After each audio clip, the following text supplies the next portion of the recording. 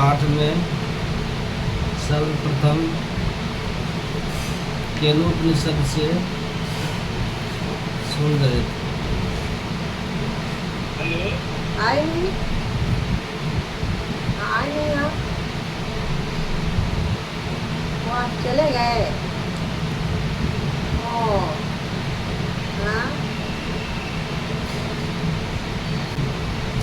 केनोपनिषद का मंत्र सुने और कठोपनिषद भी सुने, इसको थोड़ा समझ लीजिए। दो उपनिषद का पाठ सुने, इसका थोड़ा व्याख्या कर लेते सुनिए। अभी जो पाठ किया ना केनोपनिषद और कठोपनिषद, इसको समझ लीजिए। तो ईश्वर का स्वरूप क्या है और हम उसको कैसे जान सकते हैं, कैसे पा सकते हैं, यही विषय अभी है। और ये विषय संत मत का सबसे श्रेष्ठ विषय है और गूढ़तम विषय है और बहुत रहस्यमय विषय है। इस विषय को जो ठीक से समझ ले, तो ठीक से जान ले, तो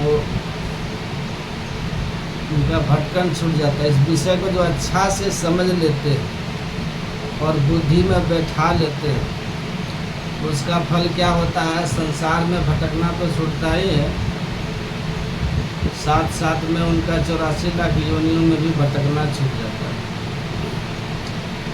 बहुत गंभीर विषय है, गूढ़ विषय है और श्रेष्ठ है और हमारे लिए सबसे ज़्यादा लाभदायक विषय। इस विषय को वही समझेंगे जो बहुत ध्यान से एक चित्त होकर के, एकाग्र होकर के सुनेंगे। तो पहला पाठ था यन मनसा न मनुते ये ना हुर मनोमतम तदेव ब्रह्मत्वम विद्धि नेदम यदिदमुपासते। पाठ में सुन रहे थे तो उपनिषद के ऋषि कह रहे हैं, यदि इसी जन्म में ब्रह्म को जान लिया, यदि इसी जन्म में ईश्वर को जान लिया, समझ लिया, तब तो ठीक है, और नहीं तो बहुत बड़ी भारी हानि। भारी हानि क्या है? ईश्वर को समझना क्या है? इसी जन्म क्यों कहा? इसी जन्म किसको कहते हैं?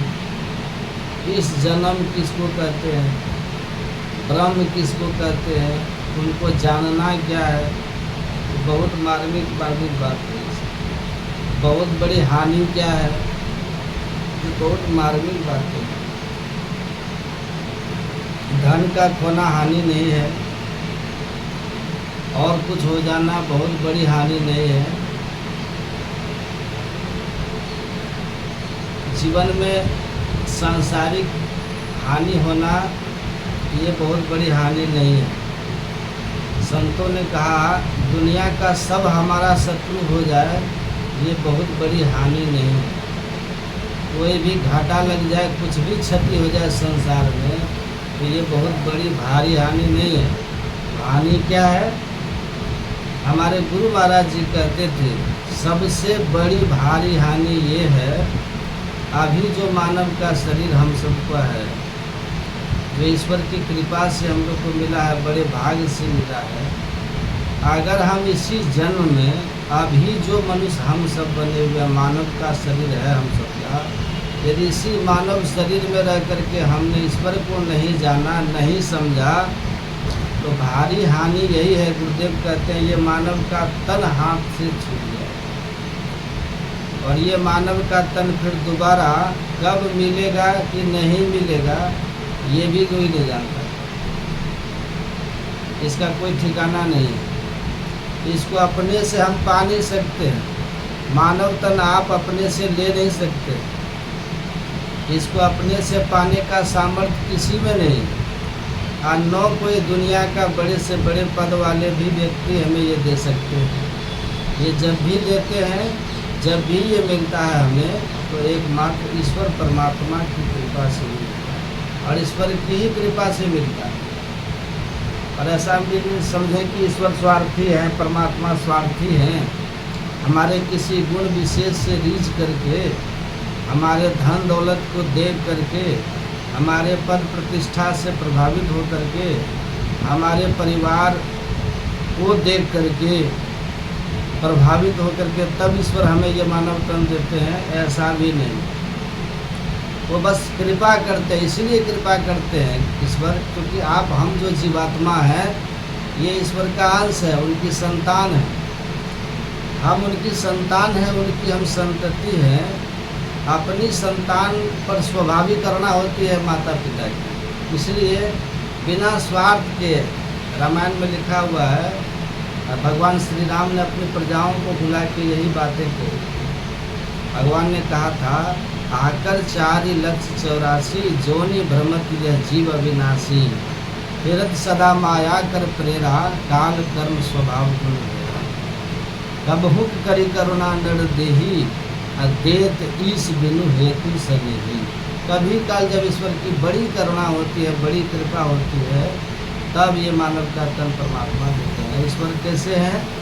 बिना हेतु सनेही। भगवान राम खुद करें परमात्मा बिना किसी लेन देन के, बिना किसी स्वार्थ के, वो हम सबसे प्रेम करते हैं, जीव से प्रेम करते हैं, जीव मात्र से। तो ये मानव का तन अभी जो मिला है, उपनिषद के ऋषि कह रहे हैं, ये जो प्रभु कृपा से मानव तन अभी मिला है, यदि इसी मानव तन में रह करके हमने ईश्वर को नहीं जाना, नहीं जान लिया, तो समझिए फिर दोबारा ये मानव का तन कब मिलेगा अथवा नहीं मिलेगा, इसका कोई ठिकाना नहीं। इसीलिए इसी जन्म में जान लेना चाहिए। और फिर कहते हैं इसी जन्म, मतलब ये जो अभी जो मानव का तन मिला है हम सबको, इस जन्म की बात अभी इसी मानव तन में जानना है।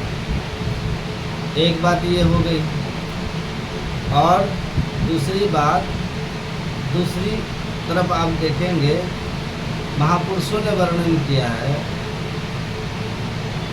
कि एक ही जन्म में किसी को ईश्वर नहीं मिलता है।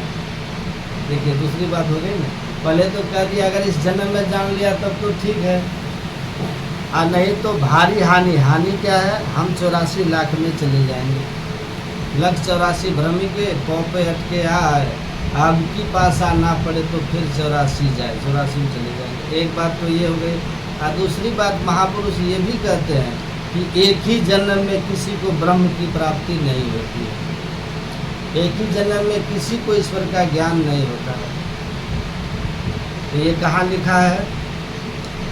यहाँ तो लिखा है यदि इसी जन्म में जान लिया तब तो ठीक है, इस चेत विदित सत्यमस्ति, ये लिखा है। और गीता में, श्रीमद् भगवद गीता में भगवान श्री कृष्ण की वाणी उसमें है, भगवान कह रहे हैं कि वासुदेव सर्वमिति स महात्मा सुदुर्लभा, बहुनाम जन्मना मानते ज्ञानवान न प्रपद्यन्ते। भगवान कहते हैं यह सब कुछ वासुदेव ईश्वर परमात्मा ही है। ऐसा ज्ञान जिस महात्मा को हो वो महात्मा बहुत दुर्लभ है। तुलसीदास जी कहते हैं सिया राम में सब जग जानी। क्या चीज?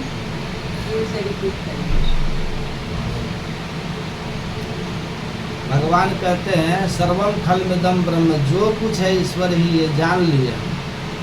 जड़ चेतन जग जीव जत, सकल राम मैं जान, अब बंदो तिनके पद कमल सदा जोड़ी जुग पानी। जो कुछ हम देखते हैं वो सिया राम मैं है, ईश्वर मैं। भगवान श्री कृष्ण कहते हैं ये दृष्टि, ये वृत्ति जिस महात्मा की हो, ऐसे महात्मा बहुत दुर्लभ है। भगवान कहते हैं तुलसीदास जी महाराज बहुत दुर्लभ हैं, सूरदास जी बहुत दुर्लभ हैं, कबीर साहब बहुत दुर्लभ हैं, गुरु नानक देव जी महाराज बहुत, हमारे सदगुरु महाराज, ऐसे संत बहुत दुर्लभ हैं जिनकी दृष्टि में ईश्वर के सिवाय कुछ भी न हो, जो ईश्वर का प्रत्यक्ष बोध प्राप्त कर लिए, जो प्रत्यक्ष में ईश्वर को जान लिए, ऐसे महात्मा भगवान श्री कृष्ण कहते हैं बहुत दुर्लभ। ऐसे महात्मा कैसे होते हैं? तो आगे भगवान कहते हैं बहुनाम जन्मना मानते। देखिए, बहुत जन्मों के अनंतर तब ऐसे महात्मा होते हैं। कोई सोचे इसी जन्म में महात्मा बन जाए हो जाए, ये संभव नहीं। बहुत जन्मों के अनंतर हमारे गुरु महाराज जी की जीवनी में उसमें लिखा है, एक पुस्तक महर्षि में ही चरित्र चिंतन, उसमें लिखा है हमारे गुरुदेव की जो गुरु थे हमारे परम संत बाबा देवी साहब, उन्होंने गुरु महाराज जी से कहा था कि लाला मेरा तेरा इसी जन्म का संबंध नहीं। सुनिएगा ध्यान से, बाबा साहब कहते थे गुरु महाराज जी से लाला, लाला मतलब गुरु महाराज को कहते थे, लाला मतलब पुत्र, उधर पुत्र को कहते हैं लाला और पुत्री को कहते हैं लाली। तो बाबा साहब हमारे गुरु महाराज को कहते थे लाला मेरा तेरा एक ही जन्म नहीं हुआ है, मेरा तेरा मिलन इसी जन्म का नहीं है, पहले जन्म का संस्कार है। अने तो देखो मैं कहाँ उत्तर प्रदेश का मुरादाबाद और तुम कहाँ बिहार प्रांत के पूर्वी छोर पूर्वी भाग के पूर्णिया जिला में, इतनी दूर की फासला में मेरा तेरा ये मिलन कैसे हो गया? तुम मुझसे कैसे मिला, मैं तुमसे कैसे मिला? तो बाबा साहब कहते थे ये पहले जन्म का संस्कार, मतलब तुम मुझसे पहले भी मिला था, मैं तुमसे पहले भी मिला था, ये पहले का संस्कार, तब इस जन्म में फिर से मिले। तो देखिए हो गया ना जन्मों का संस्कार।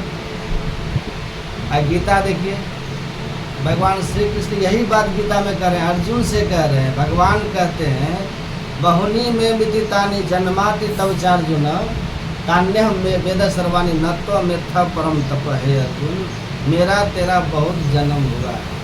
तो भगवान भी यही कहते हैं मेरा बहुत जन्म हुआ मेरा तेरा, परंतु वो उन सभी जन्मों को मैं जानता हूँ, तू नहीं जानता। तुम्हारी वो दृष्टि नहीं है कि सब जन्मों को तुम जान सको।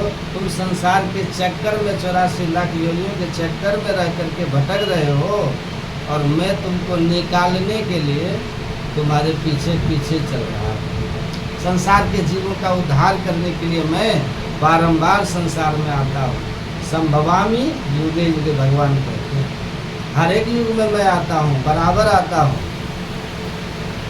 भगत हेतु भगवान प्रभु राम धरेउ तनु भूप, भगत भी 84 के चक्कर में पड़ा हुआ है, अनेक तरह की योनियों में भटक रहे हैं, और अपने भक्त का उद्धार करने के लिए भगवान ही भक्तों के पीछे आकर के अनेक बार संसार में आते, संभवामी युगे युगे आते रहते। लेकिन उस बात को हम नहीं जानते, पर भगवान जानते, उनको पता है।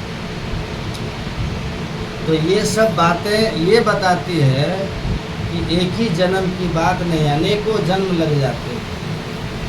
भगवान बुद्ध की जीवनी में है, भगवान बुद्ध के लिए कहा है कि भगवान बुद्ध को 550 जन्म लगा था अरहत प्राप्त करने में। अरहत प्राप्त मतलब ये पाली भाषा है, उसी को हम लोग कहते हैं मोक्ष प्राप्ति। अरहत प्राप्ति कहिए, मोक्ष प्राप्ति कहिए, या फिर ईश्वर की प्राप्ति कहिए, ईश्वर का दर्शन करिए, एक ही बात। भगवान बुद्ध को 550 जन्म लगा है।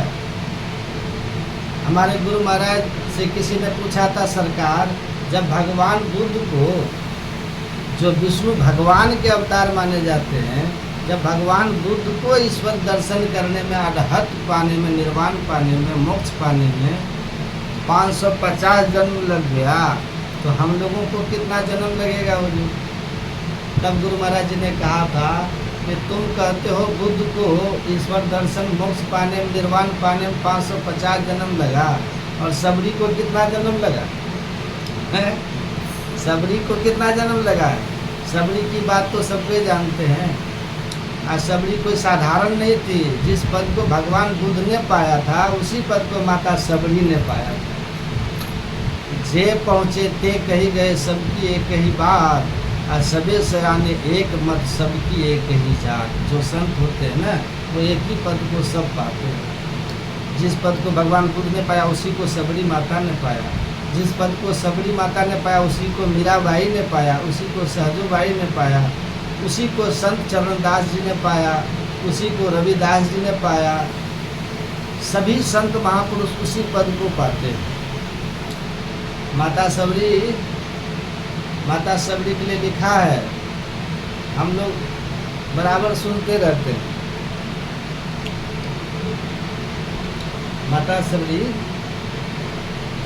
माता सबरी वरदान में क्या मांगे थी? ऐसी कृपा आप कीजिए कि अगला जन्म में मुझे कोई पहुँचे हुए संत सदगुरु मिल जाए। संत द्रवित हो गए, कहा ठीक है पुत्री मैं तुमको वरदान देता हूँ। वही राजकुमारी मर करके सबरी बनती है। भील वंश में भील कुल में उनका जन्म होता है। काली कलुटी है, कुरूपा देखने में है, पर भीतर की जो आत्मा है उनकी वो सशक्त है, सबल है, संस्कारी है। संत की कृपा पाई हुई आत्मा थी, ईश्वर कृपा से तृप्त आत्मा थी। अब बस सदगुरु मिलने की देर थी। मतंग ऋषि जैसे उनको मिल जाते हैं, बस उसी जन्म में माता सबरी कजी जोग पावक दे हरिपद लीन भई प्रभु के पद में चली गई। ये कोई जरूरी नहीं कि सबको उतना ही जन्म लगे। सदगुरु मिले तो इसी जन्म में अभी काम हो सकता है। संत दयाल दया जो करई कोटि भेद जीव निस्तरई। संत जिन पे कृपा कर दे करोड़ों करोड़ जीव का कल्याण क्षण मात्र में कर सकते। बस आवश्यकता ये है हमें पात्र बनने की। जो पात्र बनते हैं, सुपात्र बन करके रहते हैं, उन पे कृपा हो जाती है। अब हम कहेंगे कि यहाँ उपनिषद के ऋषि कहते हैं इसी जन्म में जान लिया तब ठीक है, और वहाँ भगवान बुद्ध को 550 जन्म लग गया। बाबा साहब भी गुरु महाराज को कहा तुम्हारा बहुत जन्म हुआ। भगवान श्री कृष्ण अर्जुन से कहा कि तुम्हारा बहुत जन्म हुआ। ये सब क्या है? ये दो तरह की बातें कैसे हुई? थोड़ा सा ध्यान से सुनिए, इस बात को ध्यान से सुनिएगा और समझ जाइएगा। ईश्वर को जानना दो तरह से होता है।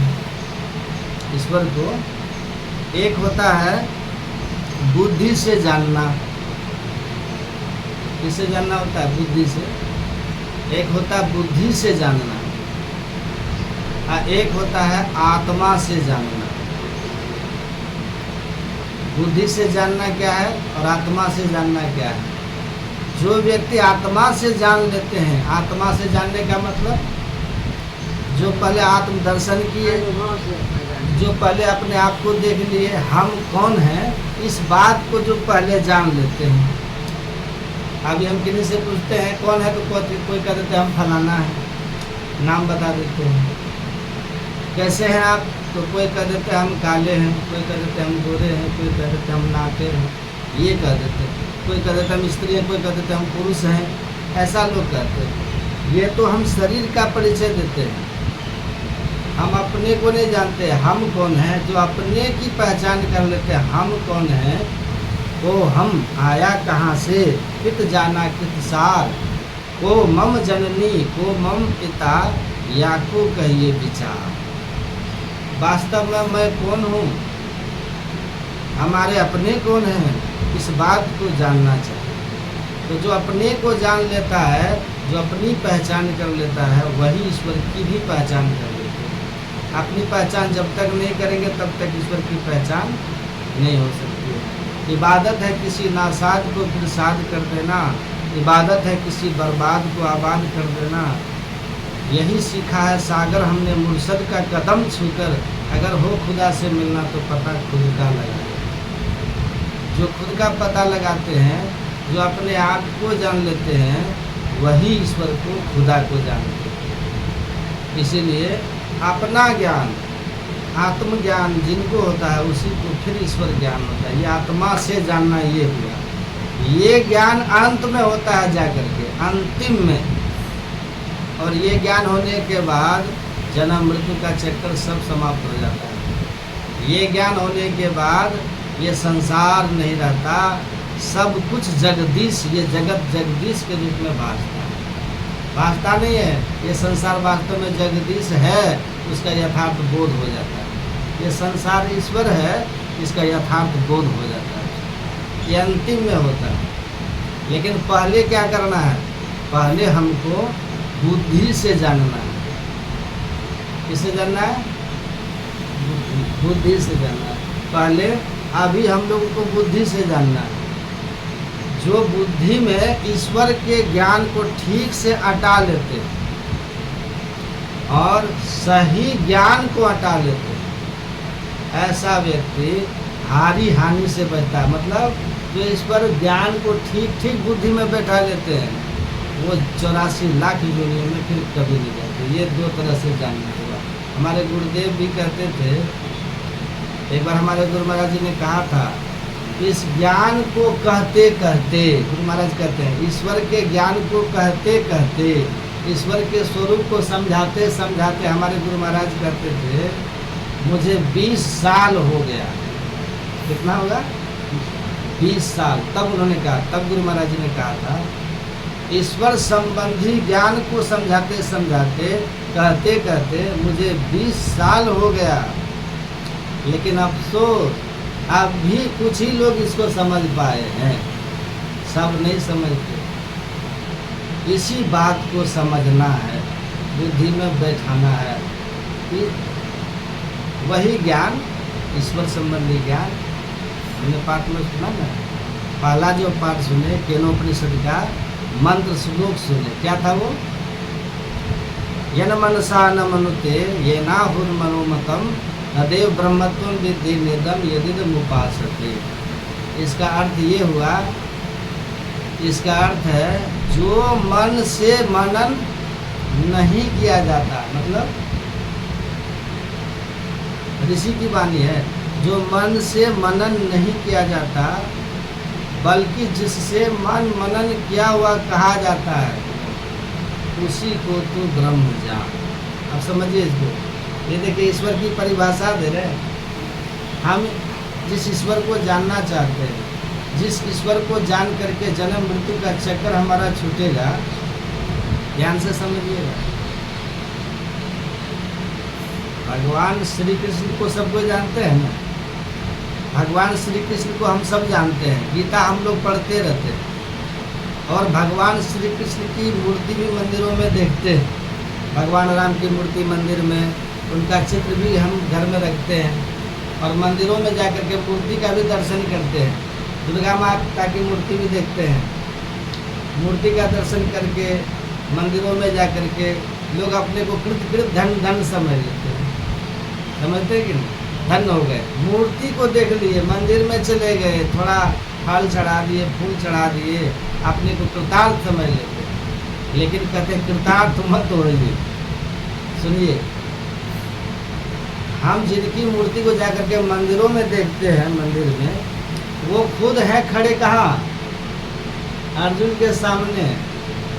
जिनकी मूर्ति को हम सब मंदिरों में जाकर के देखते हैं, दर्शन करते हैं भगवान का, वो खुद भगवान, स्वयं भगवान खड़े हैं अर्जुन के ही सामने।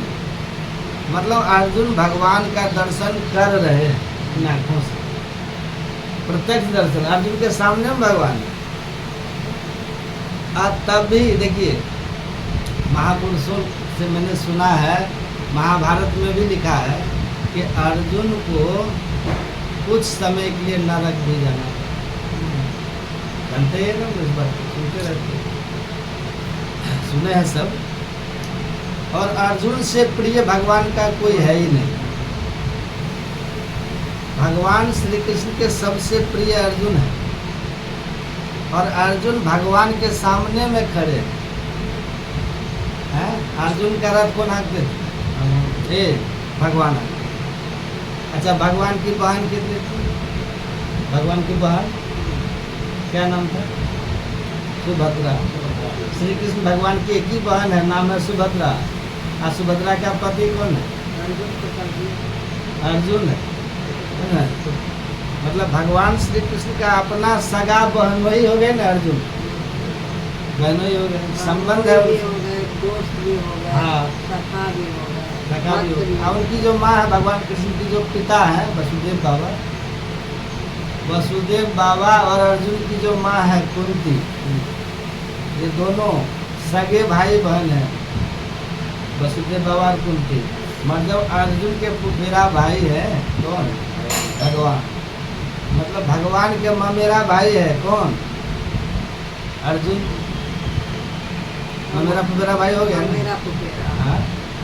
अब कल्पना कीजिए, अर्जुन के ममेरा फुफेरा भाई हो गए ना दोनों एक दूसरे का। मतलब माँ के भाई के पुत्र, तो अर्जुन के ममेरा भाई हो गए भगवान, अब भगवान के फुफेरा भाई हो गए अर्जुन, तो भाई भी हो गए एक तरह से, बहनोई भी हो गए। एक ही बहन है सुभद्रा, उनसे अर्जुन का विवाह भी हो गया।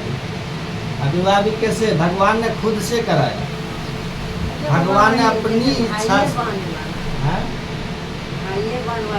हाँ, हाँ। इस्लाम लोग करता है, हाँ, तो हम लोग उसको गलत मानते हैं। गलत मानते हैं। क्या है ऐसा? तो अपना तो नहीं ना, दूर का रिश्तेदार, दूर का रिश्तेदार ऐसे भी कर लेता है लोग, दूर रिश्तेदार में तो हो जाता है सब, होता है। अब उतना हमको तो नहीं जाना है। अब उद्देश्य हुआ है तो भगवान, वहाँ महाभारत में लिखा अर्जुन को कुछ समय के लिए फिर भी नरक देखना, नरक भी जाना पड़ा। अच्छा, जीवन में कष्ट तो पूछिए मत, अर्जुन को कितना हुआ, बहुत कष्ट हुआ कि नहीं। अब यदि जिस मूर्ति का हम लोग दर्शन करके अपने को कृतार्थ समझते हैं, वो मूर्ति जिनकी है, हम जो देखते हैं, अब वो जिन पे इतनी कृपा कर रहे हैं कि अपना बहनोई बना रहे हैं, भाई बने हुए हैं, भाई के रूप में हैं, और जिनका सारथी बनना भगवान खुद स्वीकार किए हैं, तो उनको तो वो गति होनी चाहिए ना जो गति माता सबरी की हुई थी। समझ रहे बात? सबरी कहाँ गई? अजी जोग पावक दे हरिपद लीन भई जहाँ नहीं थी, जहाँ जाकर के अब नरक की बातें नहीं है, स्वर्ग की बात कौन कहे, यहाँ नरक की तो बात छोड़िए। सबरी माँ वहाँ गई जहाँ से जन्म मृत्यु ही नहीं है, फिर तो स्वर्ग की बात कहाँ से, मोक्ष हो गया ना। उस स्थान पर माँ सबरी गई। क्यों गई माता सबरी? क्योंकि माता सबरी ने ईश्वर के ज्ञान को, ब्रह्म ज्ञान को माथा में, बुद्धि में हटा लिया। मतंग ऋषि ने जैसा कहा था वैसा हटा लिया और वैसा किया। अर्जुन ने भी भगवान का संग किया, और अर्जुन को भगवान ने कहा भी कि अर्जुन अर्जुन ईश्वर सर्वभूतानां हृदय से अर्जुन तिष्ठति। हे अर्जुन, वो ईश्वर परमात्मा सबके हृदय में विराजमान है। कहा ना गीता में, अर्जुन को कहा भी ना, ईश्वर परमात्मा सबके हृदय में विराजमान है।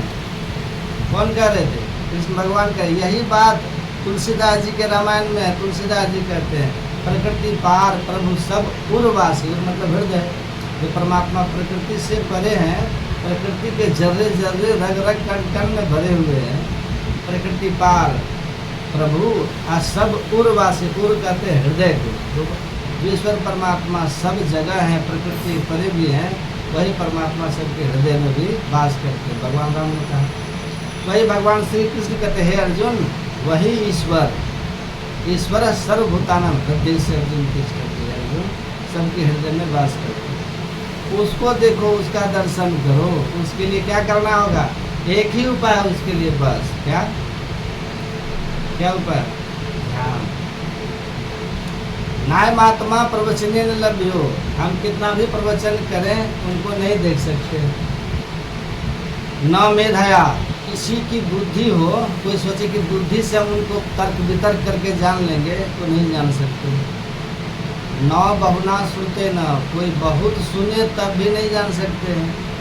न बहुत बोलने वाला जान सकते हैं, न बहुत सुनने वाला जान सकते हैं, और न बहुत तीक्ष्ण बुद्धि वाले उनको जान सकते हैं, तर्क वितर्क करने वाले जान सकते हैं। नायमात्मा प्रवचने न लभ्यो न मेधया न बहुना सुनते न यमय वयस विरुणते तेन लभ्यस तस्येष आत्मा विवृणते तनुस्वाम। वही जान सकते हैं, आत्मा से उनकी प्राप्ति, उनका दर्शन होता है। इसके लिए क्या करना है? ध्यान है।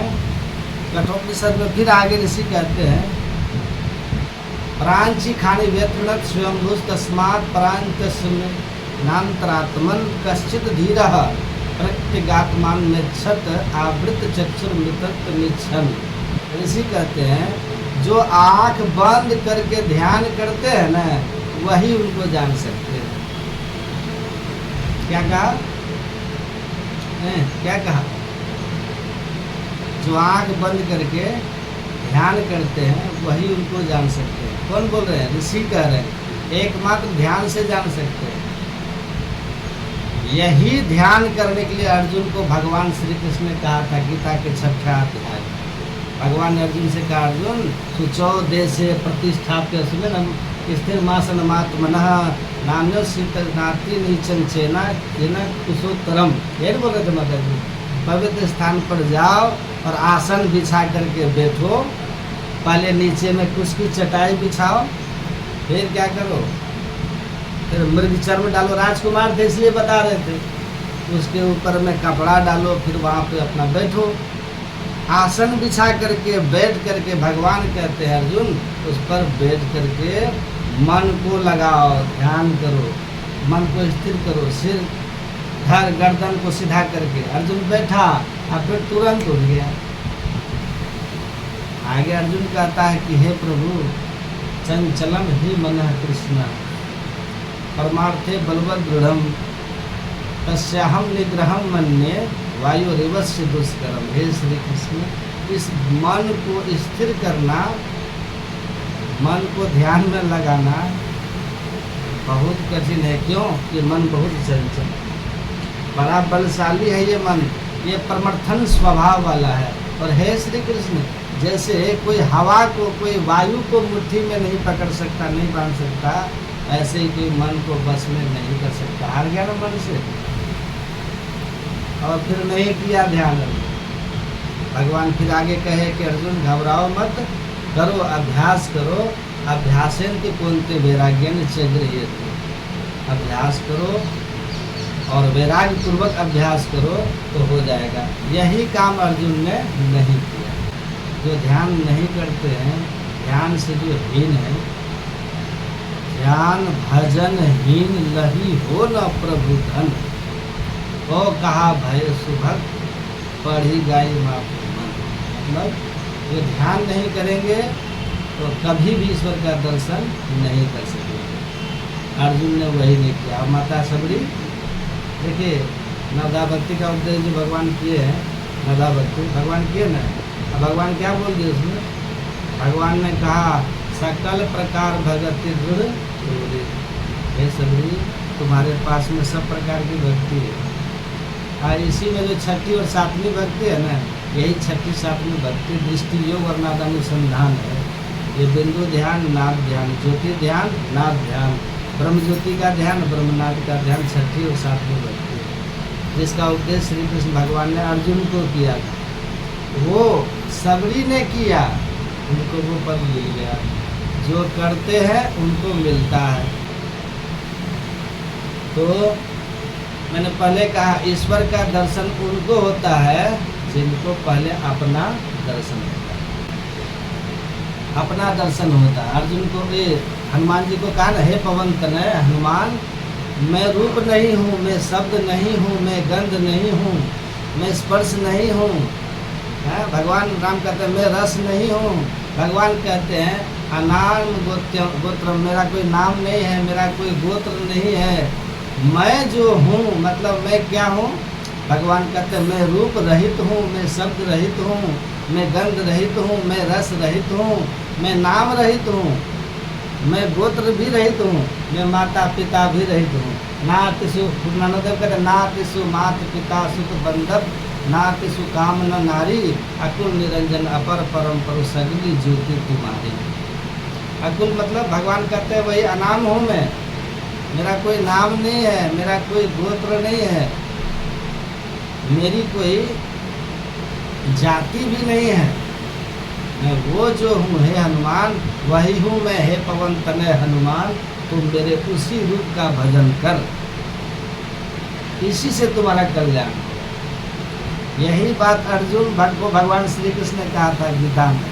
भगवान कहते हैं अव्यक्तम व्यक्तिमापन्नम मन्नन्ते माम बुद्धयः परम भावम अजानन्तु ममा व्ययमनुत्तमम।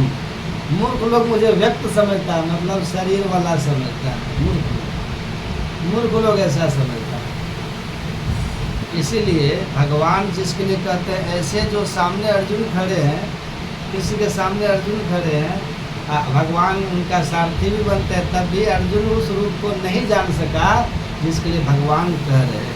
जिसको माता सबरी ने जाना, जिसको कबीर ने जाना, जिनको तुलसीदास जी ने जाना, जिनको सूरदास जी ने जाना, इन संतों ने जिस तत्व को जाना उसको नहीं जान सके। क्यों? भगवान कहता व्यक्तम व्यक्तिमापन्नम मन्नन्ते माम बुद्धयः परम भावम अजानन्तु ममा व्ययमनुत्तमम। हे अर्जुन, मूर्ख लोग मुझे व्यक्त समझते हैं, मैं वास्तव में अव्यक्त। अव्यक्त मतलब वही जो भगवान राम कहते हैं हनुमान जी से, एक ही बात सब वही जो कि पकड़ में नहीं आते हैं।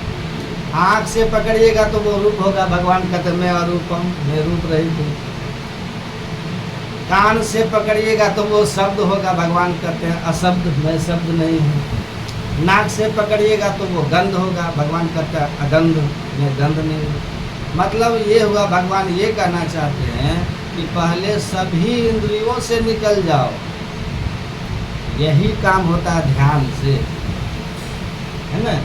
ये काम तीर्थ में जाने से नहीं होता, ये काम ध्यान दान करने से नहीं होता, ये काम बाहरी पूजा पाठ से नहीं होता, फल फूल चढ़ाने से भी नहीं। हाँ, फल फूल चढ़ाने की मना नहीं है, चढ़ाइए। ज्ञान को बुद्धि में ठीक से बिठा लेना है। यही ज्ञान जिसके पास हो जाता है इसी जन्म में, वो फिर मरेगा जन्मेगा पर मनुष्य ही बनेंगे। और तब तक मनुष्य बनेंगे जब तक वो आत्मा से नहीं जान लेता, जब तक कि आत्मज्ञान नहीं होगा। कहने सुनने की बहुत बात है, बोलिए सुन सकते। बहुत अच्छा समझाते हैं। और